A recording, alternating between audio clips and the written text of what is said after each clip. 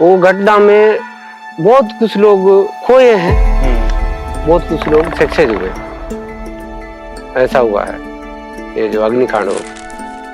लेकिन फिर धीरे धीरे माहौल सामान्य होते गया जी। और यहाँ पे धीरे धीरे फिर शांति अमन चैन आने लगा। एर्राबोर जो 2006 का आपने देखा था और एर्राबोर जो आप अभी 2024 का देख रहे हो, तो कितना कुछ बदल गया है। फर्क इतना, अभी तो जमीन आसमान का फर्क है सर। पहले तो हालत ऐसी थी कि यहाँ प्रशासन आने के लिए नहीं आ पाती थी, दिक्कत होती थी आने के लिए।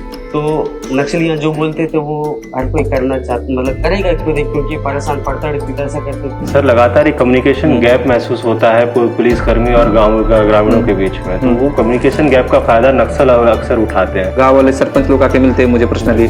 अभी तो ऐसा लगता ही नहीं कि नक्सली है ये एरिया में, एकदम अच्छा माहौल है। अभी डर डर के जीने का अभी कोई वो नहीं है, बिंदास जी रहे हैं अभी। वो भी आदिवासी है, हम भी आदिवासी है, लड़ना किस बात की। मेहनत करो, खाओ,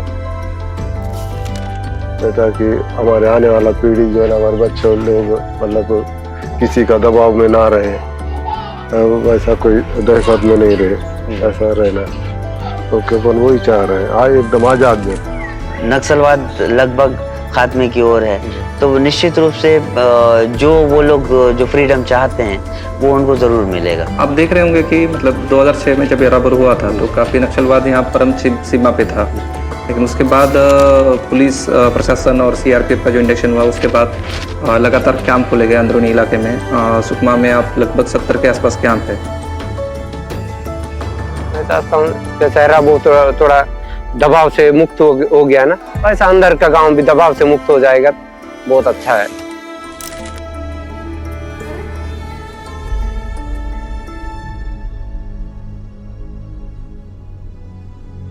तो एर्राबोर की प्लानिंग किस तरीके से की जा रही थी? तो मैं नया उसी वर्ष में मैं भर्ती हुआ था पार्टी में। तो हम लोग दूसरा गांव में थे, लगभग हम लोग 6-7 किलोमीटर दूरी एक गांव था बुरुकलंग का। उस गांव से वो लीडर, नक्सली लीडर था, वो क्या नाम का, आयतू, हमारा मतलब डिविजनल कमेटी के सचिव, और हमारा कमांडर इन चीफ वेंकटेश, उसके साथ हम लोग आए शाम के टाइम में। वहाँ सब ड्रिल्स मतलब चल रहा था उस कैंप, मतलब उस कैंप वही शिविर के ऊपर हमला करने का योजना बना के, डमी मतलब घर जैसा बना के वहाँ दिखा रहे थे। अरे क्या हो रहा है हम लोगों के, नहीं कुछ। किस तरह की डमी बनाई गई थी? झोपड़ियाँ, मतलब झोपड़ियाँ जैसे, मतलब कैंप है, यहाँ सीआरपी कैंप, यहाँ थाना है, इस टाइप का डमी बना के वहाँ रिहर्सल चल रहा था। तो उस समय हम लोग करीब इतने समय वहाँ पहुँचे उस जगह पे। पहुँचने के बाद हम लोग बड़े लोग को पूछे कि क्या हो रहा है।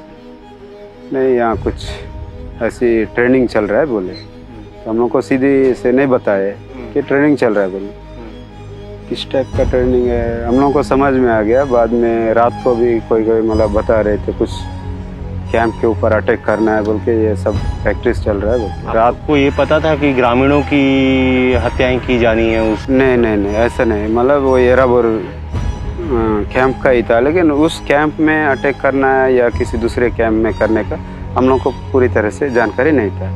आप लोगों को ये नहीं पता था कि वहाँ पर आम आदिवासियों और आम जनमानस के ऊपर ये हमला किया जा रहा है? नहीं, मतलब पुलिस कैंप के ऊपर ही होगा अटैक बोल के, ऐसा हम लोग को जानकारी था। जितना पार्टी गांव वाले को उनका मतलब संगठित बना के उनके तरफ पक्ष रखा था, तो सलवा गिरो मार के सब फोर्स के तरफ चले गए।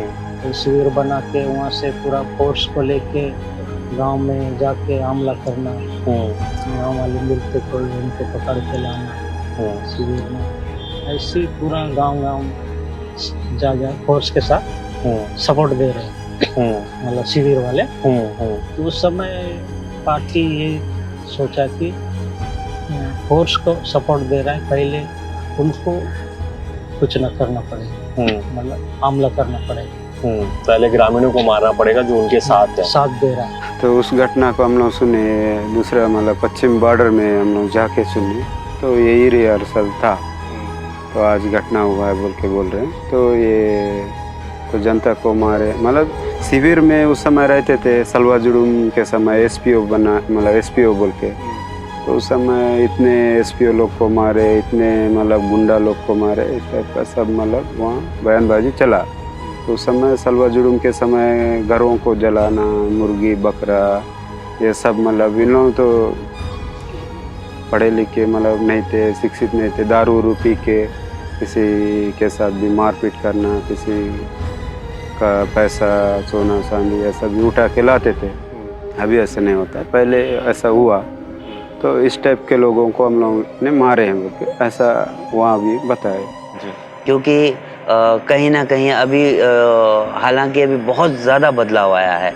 आप अब जो एर्राबोर को देखे हैं वो एर्राबोर बहुत बदला हुआ है। आपको आम जीवन नज़र आ रहा होगा, वहाँ आम जीवन अभी व्यतीत कर रहे हैं लोग, वहाँ पे शिक्षा हो रही है और वहाँ पे वही एर्राबोर, जिस एर्राबोर को नक्सलियों ने तबाह किया था, ये बदलाव ही है कि वहाँ से जो है प्रशासनिक नौकरियों उसमें जो है बच्चे पढ़ के वहाँ आगे तक गए हैं, IAS तक बने हैं, डॉक्टर वहाँ से निकले हैं एर्राबोर से। तो बदलाव आया है अभी और नक्सलवाद लगभग खात्मे की ओर है। तो निश्चित रूप से जो वो लोग जो फ्रीडम चाहते हैं वो उनको जरूर मिलेगा। मेरे को लगता है कि रोड बन जाना सबसे पहले, विकास किया जाए, विकास, रोड, अस्पताल हो गया, आंगनबाड़ी खुल जाना है और लाइट, बिजली, आज भी कहीं कहीं बिजली नहीं है, लाइट लग जाना है, टावर लग जाना है, ऑटोमेटिक जंक्शन टाइप का चौक बन जाएगा, वहाँ कोई ना कोई देख के रोजगार खोलेगा। और कोई बिजली जाएगा तो कोई ऐसी कुछ कमाई उमाई करके बोर उर को देगा, खेती में ध्यान थोड़ा देगा, धंधा पानी वाला धंधा पानी खज्जा उज्जा घुमाएगा, व्यस्त रहेगा तो ये चीजों में ध्यान नहीं देंगे, मैं समझता हूँ। बहुत बेहतरीन, मतलब मेरे को ऐसा लगता है क्या ऐसा होने से ठीक है। मेरे को लगता है ये कि ऑटोमेटिक ठीक हो जाएगा, जैसा कि विकास लोगों तक पहुंच जाएगा।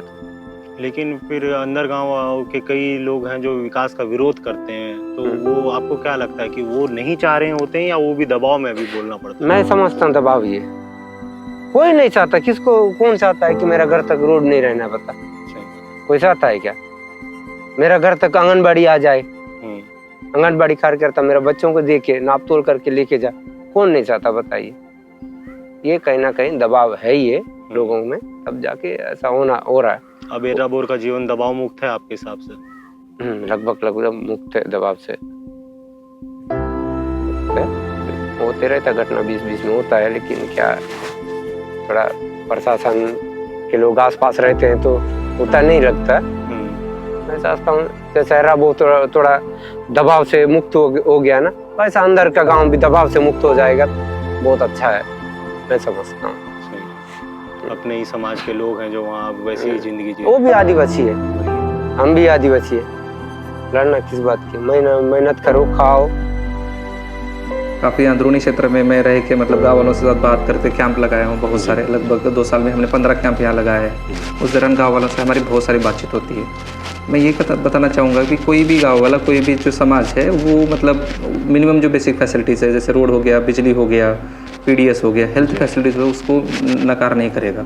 गाँव वालों को पहले जैसे कैंप लगने से पहले वहाँ रोड नहीं था, तो गाँव वालों को 20-20, 30-30 किलोमीटर चलना पड़ता था, बाजार के लिए हो गया, PDS जो राशन उनको मिलता है उसके लिए, हेल्थ फैसिलिटीज़ के लिए चलना पड़ता था।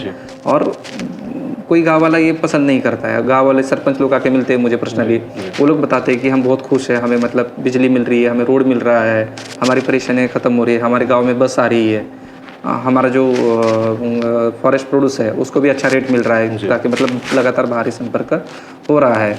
जो विरोध की जो आती है, मुझे लगता है ये नक्सल प्रायोजित है। बेसिकली नक्सलियों को उनकी खुद की चिंता पड़ी हुई है और गाँव वालों पे दबाव डाल के मतलब जो बेसिक फैसिलिटीज़ है उसका विरोध नक्सली दिखाना चाह रहे हैं। अभी ज़मीन आसमान का फ़र्क है।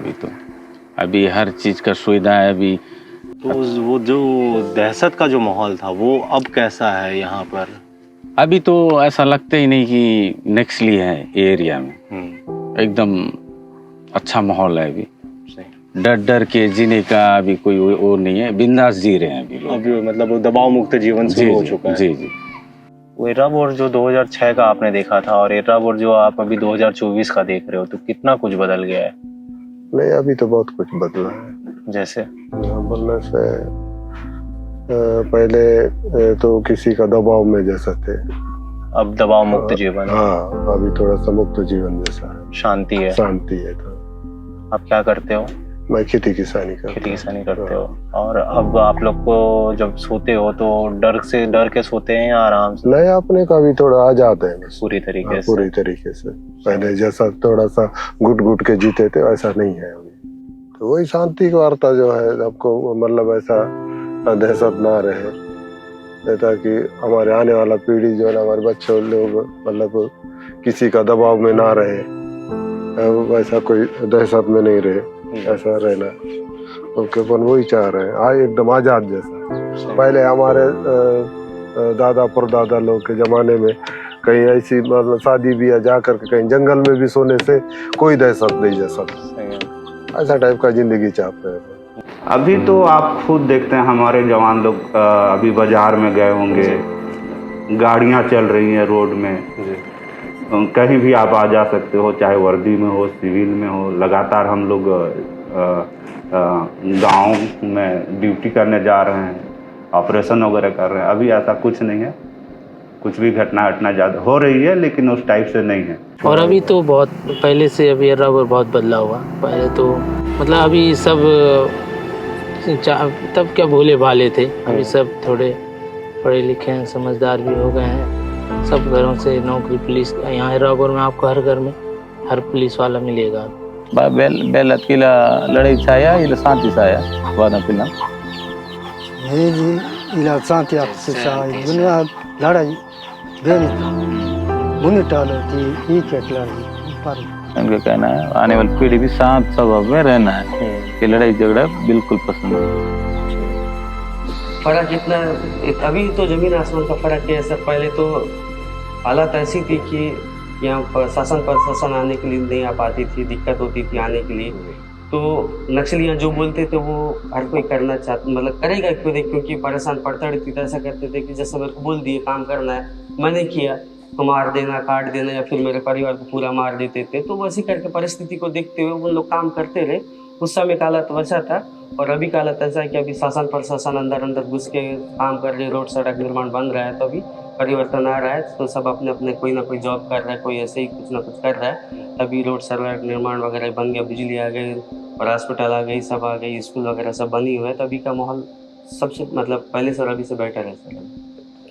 कहीं जान नहीं पाते थे, और बस कांकेर बस या फिर दंतेवाड़ा बस एक दो ही तो चलता था, तो उसी में आना जाना करते थे। कभी कभी मतलब ऐसा आना जाना करते थे। और वो जो बस ना कभी कभी पकड़ के रोड में पकड़ के वहाँ से उतार लेते थे और कोई कभी मार देते थे नक्सली। और अभी बहुत अंतर हो गया, 5-5 किलोमीटर में कैंप खुल गया है, सीआरपी कैंप। तो अभी कोई दिन रात को भी चल सकते हैं। आप देख रहे होंगे कि मतलब 2006 में जब एर्राबोर हुआ था तो काफ़ी नक्सलवाद यहाँ परम सीमा पे था, लेकिन उसके बाद पुलिस प्रशासन और सीआरपीएफ का जो इंडक्शन हुआ उसके बाद लगातार कैंप खोले गए अंदरूनी इलाके में। सुकमा में आप लगभग 70 के आसपास कैंप है। इसी साल हमने लास्ट 4 महीने में 9 सिक्योरिटी कैंप्स खोले गए हैं। और कैंप खोलने से क्या हो रहा है कि जो ग्रामीण हैं उनके मन में सेंस ऑफ सिक्योरिटी आ रहा है, सुरक्षित की भावना आ रही है, और उनको ये पता चल रहा है कि नक्सल अब उनका ज़्यादा कुछ ये नहीं कर पाते। तो अभी आप देखेंगे 2023 में जो विधानसभा चुनाव हुआ था उसमें 64% मतदान हुआ था। अभी जो चुनाव हुआ कोई भी वायलेंस की घटना यहाँ सुकमा में नहीं हो पाई। जो मतलब नक्सलियों का जो दायरा है लगातार मतलब सुकमा से स्पेसिफिकली मैं बताना चाहूँगा कि घटता जा रहा है। उसमें बेहतरीन भूमिका रही सिक्योरिटी कैंप्स की, सुरक्षा बल पुलिस और सीआरपीएफ द्वारा जो अभियान चलाए गए उसकी वजह से लगातार मतलब, और जो कैंप है वो एक इंटीग्रेटेड डेवलपमेंट सेंटर बने हुए हैं। जैसे ही कैंप बन जाता है वहाँ रोड चला जाता है, बिजली चली जाती है, पीडीएस शॉप चला जाता है, हेल्थ फैसिलिटी सीआरपी को डॉक्टर उनको चेक करते हैं गाँव वालों को, और गाँव वाले भी मतलब शासन और प्रशासन से जुड़ रहे हैं। तो इससे एक अच्छा वातावरण तैयार हो रहा है। उसी का नतीजा हम देखेंगे कि 2023 में जो चुनाव हुआ उसमें जो मतदान प्रतिशत 65% था, जो कि मतलब नॉर्मल शहरी इलाकों में भी उतना मतदान नहीं होता है। तो ये सब चीज़ें दिखा रही है कि कितना चेंज हुआ है सुकमा। 2006 में आप देखेंगे कि उतना वायलेंस हुआ था, इतने सारे लोगों की जान गई थी। आप इंसिडेंट ऑफ वायलेंस देखेंगे लास्ट 2-3 साल में, तो काफ़ी मात्रा में उसमें गिरावट आई है। तो धीरे धीरे मुझे लगता है कि सुकमा जो नॉर्मल हम जिसको बोलते हैं गतिविधि है उस तरफ जा रहा है, और धीरे धीरे नक्सलियों का जो दबाव है वो भी कम हो रहा है। लेकिन फिर धीरे धीरे माहौल सामान्य होते गया जी, और यहाँ पे धीरे धीरे फिर शांति अमन चैन आने लगा। अब धीरे धीरे यहाँ जो भी विकास कार्य थे और विकास कार्य धीरे धीरे होने लगे, और अभी माहौल शांत है यहाँ पे। तो यहाँ जन्म आदिवासी जो यहाँ के मूल निवासी हैं वो दबाव मुक्त जीवन अब जी पा रहे हैं या नहीं?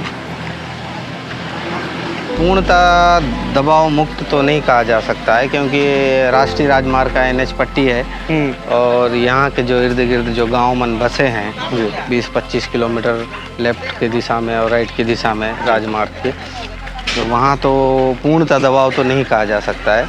अब एक सामान्य ज़िंदगी लोग जी रहे हैं जी, थोड़ा सा माहौल अभी शांत है।